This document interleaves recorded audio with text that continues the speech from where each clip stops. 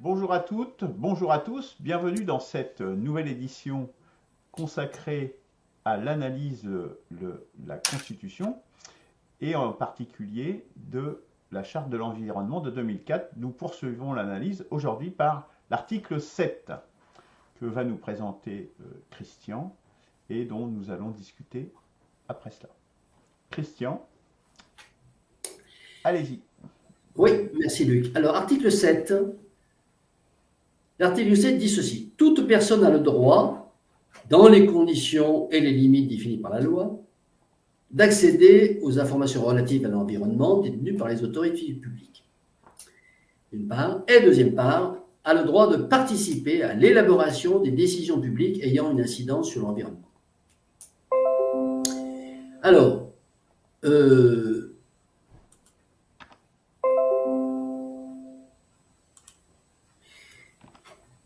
ce qui est intéressant dans cet article 7, c'est que on a une inscription dans la Constitution du droit d'accéder aux informations détenues par les autorités publiques. Là, il s'agit des informations relatives à l'environnement. Il me semble que de mémoire, dans DDHC, on a quelque chose un peu dans ce genre-là, mais pas de façon aussi précise.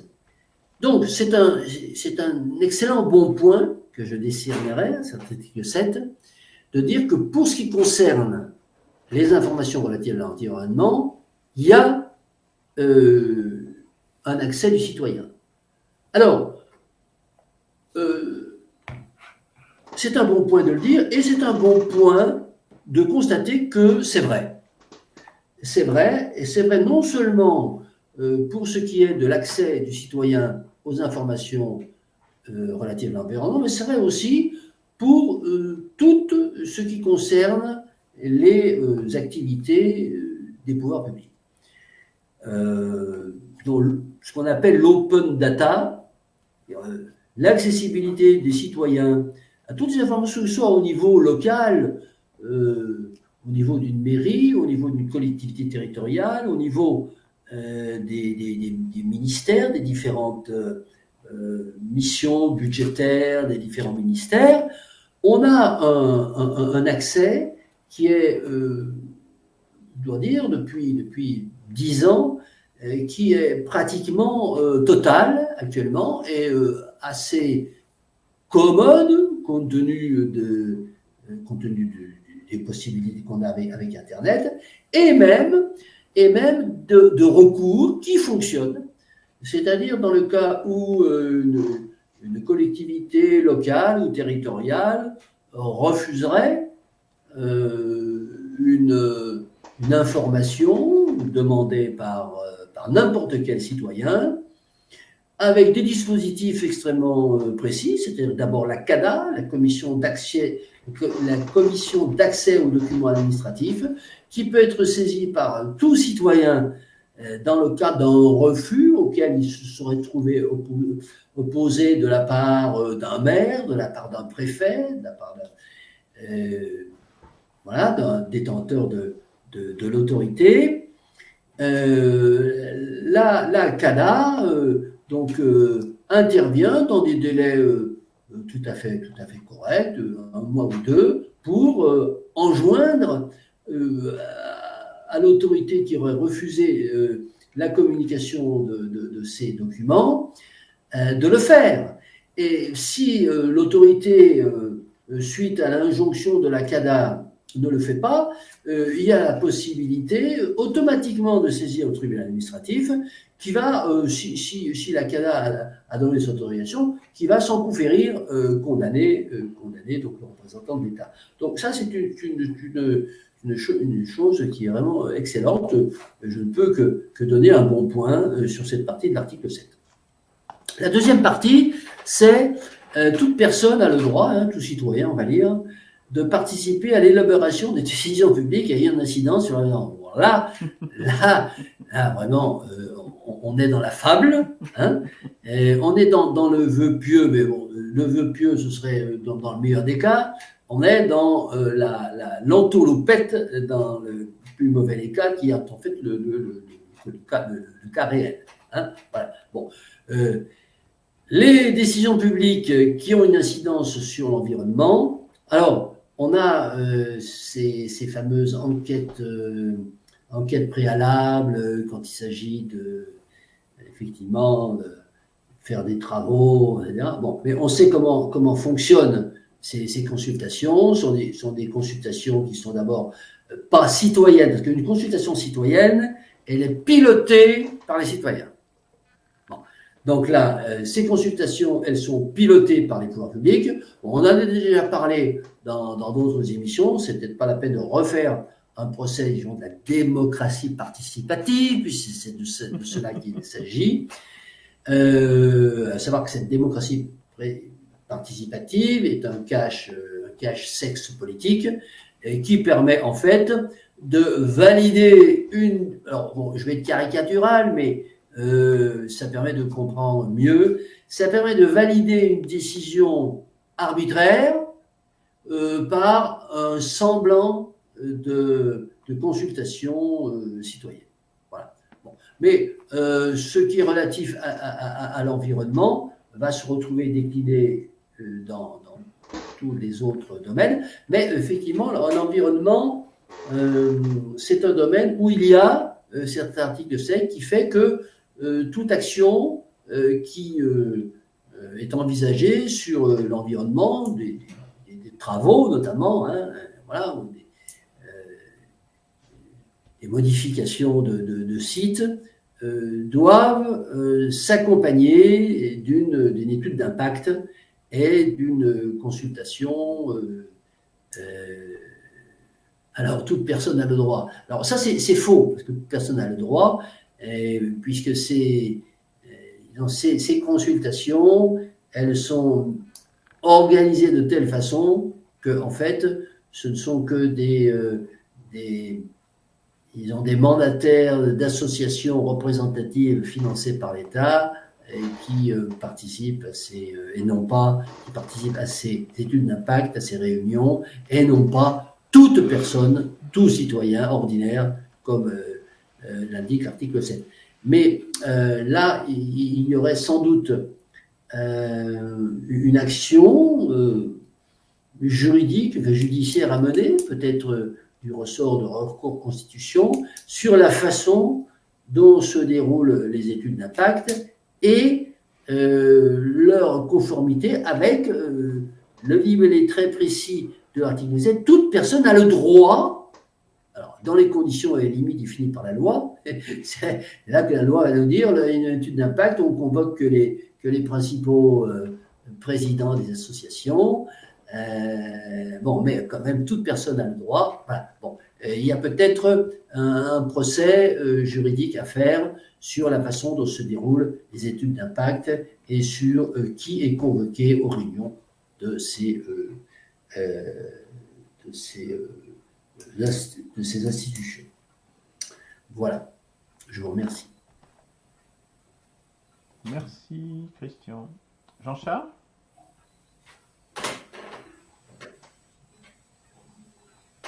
Excusez-moi, je n'avais pas ouvert le micro. Encore une fois, une bonne démonstration et un bon exposé de Christian. J'ai pris des notes au fur et à mesure. Sur son une allusion à la DDHC au début, tu dis qu'il y a quelque chose qui a relation. Oui, de mémoire, c'est en ce qui concerne l'utilisation de l'impôt tout citoyen, enfin une phrase dans le genre tout citoyen a le droit d'en connaître sur l'utilisation de sa participation à la collectivité via l'impôt. Enfin, il y a une phrase qui parle de ça. Et effectivement, c'est un peu sur ce mode-là. Oui, un premier satisfecit exposé par Christian quant à l'accès au public des données environnementale. Je dis que c'était tout à fait que ça se faisait. Tu as parlé de la CADA. L'exemple habituel sur l'environnement, ce sont les dossiers qui qui parle de Natura 2000, c'est-à-dire il y a un certain nombre de territoires dans les PLU, etc. Il y a un autre calque qui est appliqué sur les territoires et ces calques comportent, moi, je ne suis pas un spécialiste, on parle souvent de Natura 2000, mais je crois qu'il y a d'autres obédiences environnementales qui font que ce calque est apposé sur le territoire et on peut donc invoquer les dispositions émises par telle ou telle administration. Et là, encore une fois, je ne peux parler que de Natura 2000 parce que c'est le seul vocabulaire que j'ai en la matière. Mais je sais qu'il y a d'autres préconisations environnementales à poser sur le territoire. Une question sur ces informations environnementales. Donc, les informations, alors je trouve la page, c'est informations détenues par les autorités publiques. Voilà. Donc là se pose une question sur quid, parce que bon, l'environnement, ça ne concerne pas que l'action publique, que les autorités publiques. Ça concerne aussi des activités industrielles, on l'a vu, on parle de développement économique dans l'article précédent et ailleurs. Le privé, les activités des entreprises privées impactent l'environnement et on ne peut pas dire que voilà, il y a une terre publique et puis enfin un environnement public et puis un environnement privé, tout ça s'imbrique de façon et de façon évidente. Donc, oui, les autorités publiques ont peut-être aussi des informations sur les activités des entreprises, mais il y a beaucoup de choses que les entreprises, des informations que les entreprises détiennent en leur sein, ne serait-ce que les produits chimiques qu'elles ont dans leur hangar, et au pire, les enfouissements de produits qu'elles font en plein milieu de la nature ou dans des emprises dont elles se sont rendues propriétaires et donc à ce moment-là, elles pourraient faire tout ce qu'elles veulent jusqu'à polluer les nappes phréatiques. Donc là, il y a une énorme lacune sur ces informations qu'on pourrait obtenir, sur l'accessibilité de ces informations. Et en particulier, là, je désigne, donc vous l'avez compris, les entreprises privées qui ont une activité qui est susceptible d'impacter de façon massive, souvent, l'environnement. Donc là, il y a un point aveugle dans les préoccupations qui sont avancées dans cet article. Voilà, ça c'est une première chose. Qu'est-ce que j'ai noté d'autre? Oui, les études d'impact, consultation publique. Bon, oui, on a tous fait plus ou moins l'expérience, si on s'est attelé à un dossier, de voir que personnellement, j'avais suivi un dossier dans l'endroit où j'habite et j'allais sur le site internet, toutes les remarques qui étaient mises sur le site internet de cette consultation publique étaient contre le développement qui concernait ce dossier et l'implantation, etc. Tout était contre. Enfin, on voyait très rarement quelqu'un qui avait un avis plus ou moins favorable. Et pourtant, le projet a été habilité par les autorités. Donc, on voit aussi le théâtre, les pantomimes qui ont lieu dans ces consultations publiques qui sont complètement verrouillées et vérolées. Ça, c'est absolument clair.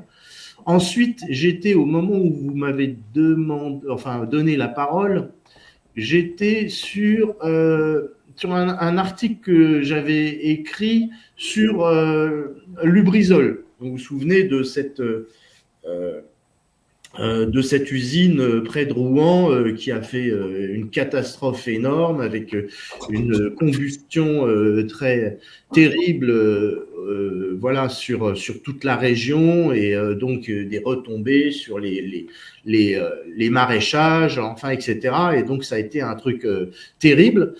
Et j'avais un petit peu exploré les défaillances qu'on pouvait voir sur dans toute cette affaire, et on avait vu comment alors la réglementation des installations classées a fait l'objet de nombreux assouplissements ces dernières années. Les gouvernements successifs sont intervenus en 2 temps. En 2017, un décret créait des études d'incidence et non plus des études d'impact. Dans un deuxième temps, l'extension à toutes les demandes d'autorisation à partir de 2018, à savoir l'étude d'incidence ne fait pas état des solutions alternatives aux projets et de leurs impacts potentiels. L'avis de l'autorité environnementale n'est pas sollicité, donc il ne figure pas dans le dossier soumis à enquête publique. L'enquête publique est réduite à 1 mois et 15 jours, enfin, etc. Enfin, il y a énormément de choses qui sont intervenues à l'occasion de la loi ESSOC, qui est la loi de simplification des formalités administratives.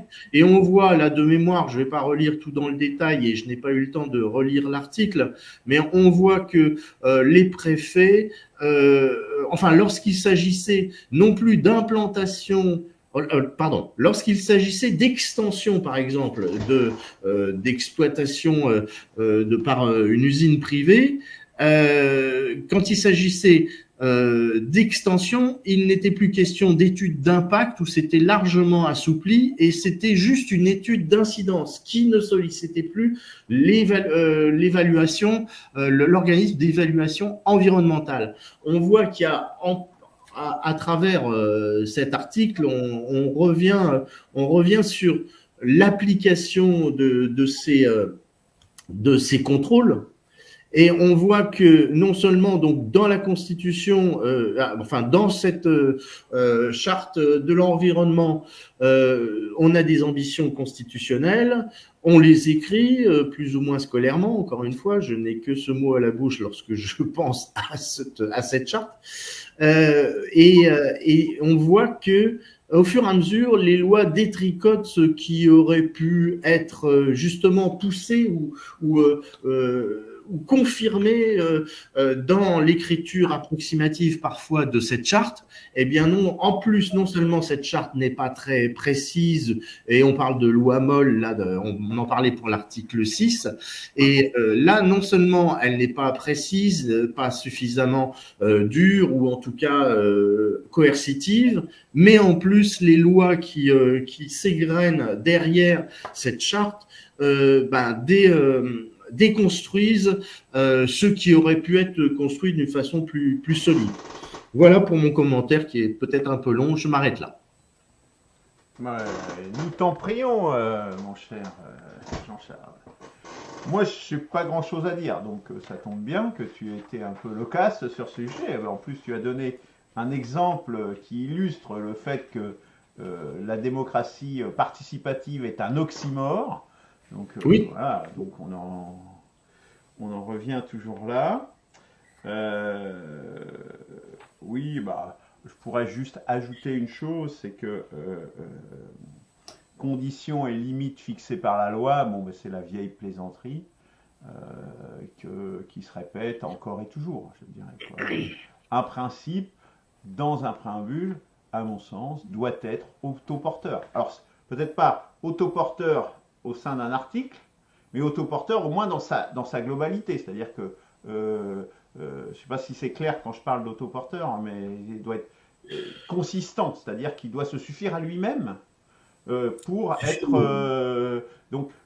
alors peut-être pas article, mais les articles pris tout ensemble, au moins ça doit être consistant. Ou consistant avec un autre élément, peut-être en amont, qui est lui-même consistant. Sinon, ça ne veut rien dire.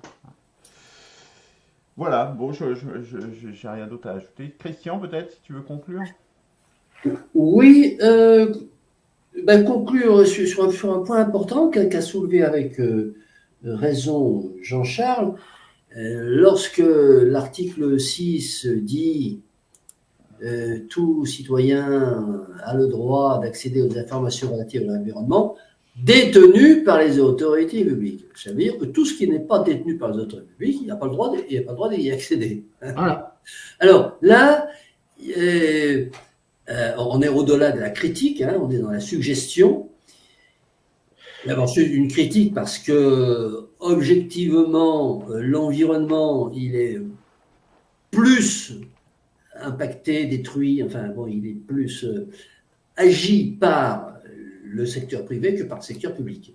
Bon, donc, si on veut s'occuper de l'environnement, il faut pouvoir parler du secteur privé. Et donc, cette charte devrait énoncer des moyens, un principe d'intervention aux informations, d'accès aux informations de toute personne, tout citoyen peut avoir accès aux informations détenues sur l'environnement par toute organisation, toute forme juridique, toute personne morale relevant du secteur privé. Est-ce qu'on en fait un point de pénalité supplémentaire? Je pense que ça vaut le coup. Hein. Alors, oui, je disais, c'est pénalité ou suggestion, mais ça peut devenir une pénalité à partir du moment où on va énoncer, non pas un principe et une évidence, que l'environnement, il est modifié essentiellement par le domaine privé, hein, par l'action de l'agir humain dans le cadre de ces entreprises structurées juridiquement en personnes morales, voilà, et que donc, si on parle d'accès aux informations, avant même de parler d'action, de sanction, accès à l'information, ça commence par là, et qu'on parle du citoyen, qu'est-ce que peut faire le citoyen? Le droit de faire, le droit citoyen, le droit de savoir si les entreprises du secteur privé, qu'est-ce qu'elles font? Les informations qu'elles détiennent, le nombre de milligrammes de glyphosate qui est jeté tous les jours via l'épurateur numéro 34 de la cour numéro 12. Voilà. Bon. Donc, effectivement, pénalité, pourquoi pas. En tout cas, à prévoir une possibilité, un droit du citoyen, pour ce qui concerne l'environnement, à demander des informations. Enfin, pour moduler quand même ce qu'on est en train de dire, il y a quand même une obligation déclarative pour un certain nombre de produits. Lorsque une entreprise détient des bidons de tel ou tel produit chimique dans son hangar, elle a quand même, malgré tout, je pense, une obligation déclarative en ce qui concerne, il y a une nomenclature assez bien décrite. Oui, et la préfecture, il y a des obligations déclatives. Oui, mais là, c'est la loi. Or que là, on est au niveau constitutionnel. Jean-Charles. Oui, mais bon, ça, donc, le pouvoir public détient l'information. Donc, l'article 5 dit que tout citoyen peut demander au pouvoir public, le pouvoir public va dire, je sais que l'entreprise machin fait ci. Bon, ça va dire. Bon, par contre, ça s'arrête là. Ça s'arrête à ce que l'entreprise privée a donné comme information au public. Et le public va le donner aux citoyens. Mais il n'y a pas de possibilité d'intervention directe du citoyen dans des informations qu'il n'a pas, que le pouvoir public n'a pas et qu'il souhaite obtenir. C'est ça. C'est-à-dire la plus belle fille du monde ne peut donner que ce qu'elle a, et le pouvoir public ne peut donner que les informations qu'il a. Celles qu'il n'a pas, il ne peut pas les donner. Il ne faut pas lui en vouloir, il ne les a pas. Oui, à savoir, par exemple, pour AZF, est-ce que les pouvoirs publics avaient les informations sur les candidats de poudre à canon, puisque c'était l'affaire d'AZF AZF, je parle de ça. Moi, j'étais à Toulouse. Quand les AZF exposaient. J'étais à mon bureau en train d'entrer et j'ai fait comme ça. J'ai dit, qu'est-ce qui se passe? Bon, voilà. Bon. Dans les AZF, je connais bien. Ensuite, on est allé voir le secteur. On peut avoir accès aux informations qu'avaient les pouvoirs publics. Mais à ZF, je connaissais un petit peu parce qu'on travaillait, les boîtes que j'avais à Toulouse, on travaillait un petit peu pour eux, on faisait quelques prestations bureautiques. Voilà.